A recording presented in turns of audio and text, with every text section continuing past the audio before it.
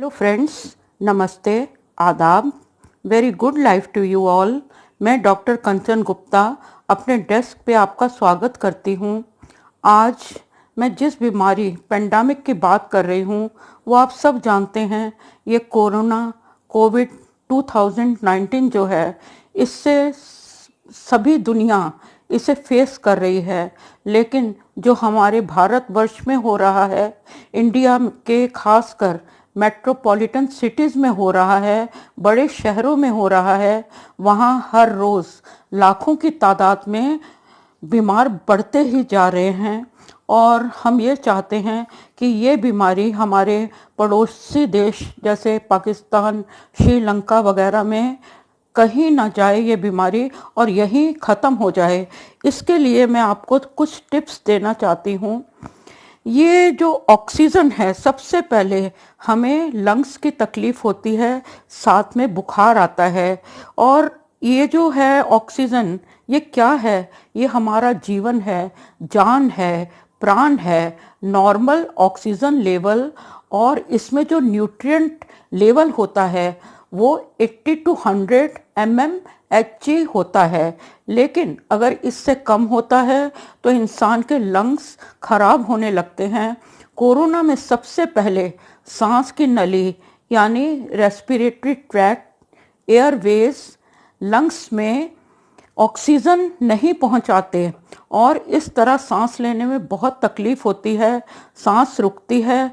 खून ठीक से बहने के बावजूद हमारे ब्रेन, लंग्स, दिल और बाकी वाइटल ऑर्गन्स को पूरी ऑक्सीजन की सपोर्ट नहीं मिलती, तो हमें हाइपोक्सिया होता है यानी ऑक्सीजन टेंशन होती है। एनॉक्सिया होता है यानी totally cut off oxygen supply.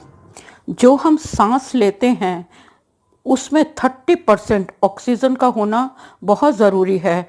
अगर ये कॉन्सेंट्रेशन लो है, अगर 30% से कम ऑक्सीजन हमारे अंदर जा रही है तो हमें रिफ्रैक्टरी हाइपोक्सीमिया होगा। इसका मतलब है जो हीमोग्लोबिन है, हमारा ब्लड पूरी बॉडी में चल तो रहा है, दौड़ रहा है, लेकिन उसमें एनफ ऑक्सीजन नहीं है जो कि वो हमारे लंग्स को, ब्रेन को या दिल को, हार्ट को प्रोवाइड करे। या ऐसा भी होता है उसमें न्यूट्रिएंट्स हैं, ऑक्सीजन हैं, लेकिन हमारी जो ऑर्गन्स हैं वो ऑर्गन्स उसको रिस्पॉन्स नहीं कर रहे। उसमें जो ऑस्मैक है, उसमें जो क्लोरिनम है, उसमें जो डिस्टेम्पेरिनम है, उस ऑक्सीजन में वो हमारे इंटरनल ऑर्गन्स एक्सेप्ट नहीं कर रहे, तो हमें ये बीमारी आती है। हाइपोक्सीमिया, ऑक्सीजन डेफिशिएंसी से बीमार लोग कोलैप्स हो जाते हैं, गिर जाते हैं। हमारी बॉडी को ओजोन की बहुत ज़रूरत है। नेक्स्ट हम चलते हैं, जिनको ये बीमारी हुई उनको बहुत वीकनेस होती है और ये बीमारी उन्हीं को अटैक कर रही है जो एनीमिक हैं, जो वीक हैं और जिनमें इम्यूनिटी बहुत कम है। और जो इस बीमारी को हेल्दी लोग भी ले रहे हैं, जिनकी बॉडी में इसका वायरस जा रहा है, वो उस बीमारी के दौरान और बीमारी भोगने के कई महीनों तक बहुत वीकनेस फील करते हैं। इसमें आपने बहुत से टेस्ट कराने हैं, वो है chest x-ray, ECG, EGG, blood test तुरंत करवाएं। इसमें पल्मोनरी फंक्शन टेस्ट होता है, मैथाकोलाइन चैलेंज टेस्ट है जिसमें लंग फंक्शन टेस्ट होता है, एपनिया टेस्ट है, कार्बो मोनोऑक्साइड डिटेक्टर्स का टेस्ट है कि कितना हम कार्बन मोनोऑक्साइड इनहेल कर रहे हैं। नेक्स्ट हम चलते हैं, इससे और क्या बीमारी होती है? निमोथोरिक्स होती है। हमारी जो छाती है उसमें बहुत दर्द होती है। लंग्स कंप्रेशन, बहुत दबाव पड़ता है लंग्स पे, सांस लेने में बहुत चेष्टा करनी पड़ती है, बहुत घुटन होती है। ऐसे लगता है जैसे चेस्ट पे लंग्स को किसी ने किसी लोहे के बैंड से बांध दिया है। और ब्लड क्लॉट होते हैं, थ्रोम्बोसिस, जिसे एम्बोलिज्म कहते हैं। और क्या होता है, हमारे जो लंग्स के हॉलो पार्ट्स हैं, एल्वियोली हैं, वो डैमेज होते हैं। इसको एम्फाइसीमा कहते हैं।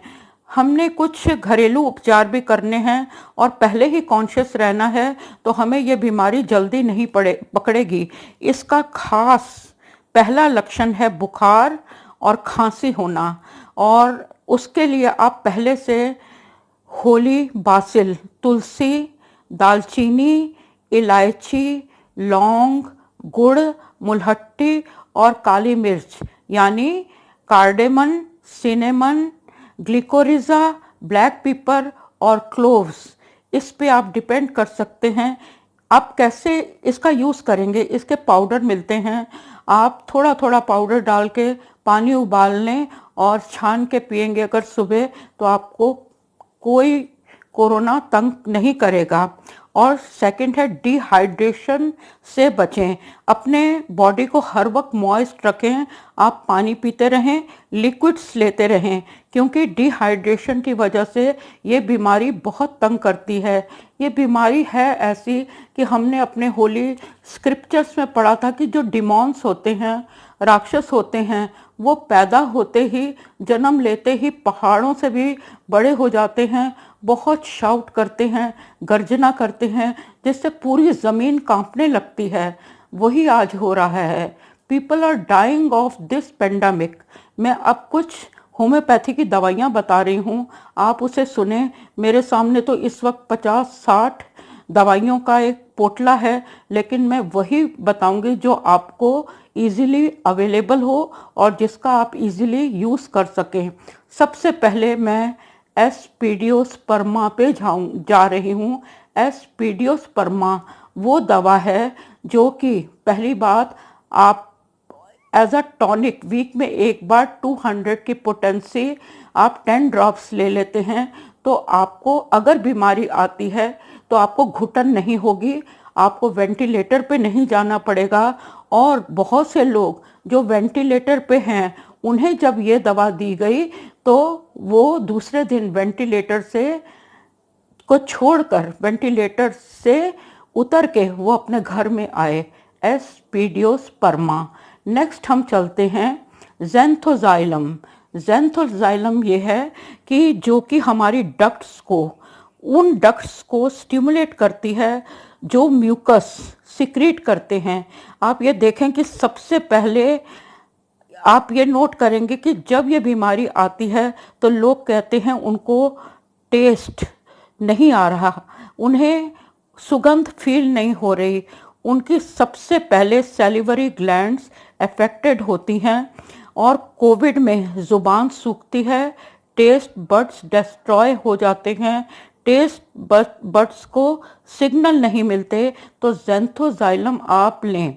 नेक्स्ट हम चलते हैं bacillinum influenzinum, stannum spongia, camphora, nux vomica, vanadium arsenicum, pneumonium, pulmonaria vulgaris, lobelia. लेकिन इनको लेना कैसे है? As a prophylactic, as a preventive major.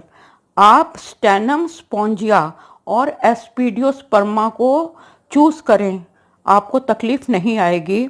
और स्टैनम 200 आप वीक में 2 बार 10-10 ड्रॉप्स लें, स्पॉन्जिया 200 वीक में 2 बार 10-10 ड्रॉप्स लें, और एस्पीडियोस्पर्मा 200 लें, तो आप इस बीमारी से बचे रहेंगे।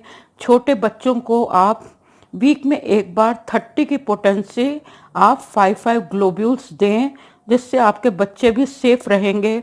और अगर बीमारी आती है तो आपने क्या करना है? आपने हाइड्रोसाइनिक एसिड यानी prussic acid, next hydrogenated phosphoric acid यानी कार्बोलिक एसिड लेना है। उससे आपको बहुत तकलीफ में कमी आएगी।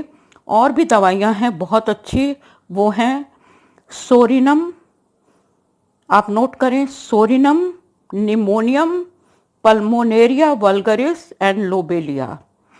और जब आप बीमार हैं, आप किसी अच्छे डॉक्टर से ज़रूर कंसल्ट करें, वो आपको बताएगा आपको ये किस किस तरीके से लेनी है और किस पोटेंसी में लेनी है। और कैम्फोरा, नक्स वोमिका, वेनेडियम, आर्सेनिक, ये आपके लिए सबसे सूटेबल दवाइयाँ होंगी अगर आपको थोड़ा भी शक होता है कि आप बीमार हैं। मैंने इस छोटे से लेक्चर में आपको बहुत कुछ बताने समझाने की कोशिश की है, लेकिन मैं आपको एक और बात क्लियर करना चाहती हूँ कि ये बीमारी आज ही क्यों तंग कर रही है। उन लोगों को, हमारे पूर्वजों को, हमारी पहली जनरेशन को क्यों नहीं इसने तंग किया? क्योंकि उनकी लाइफ नेचुरल थी।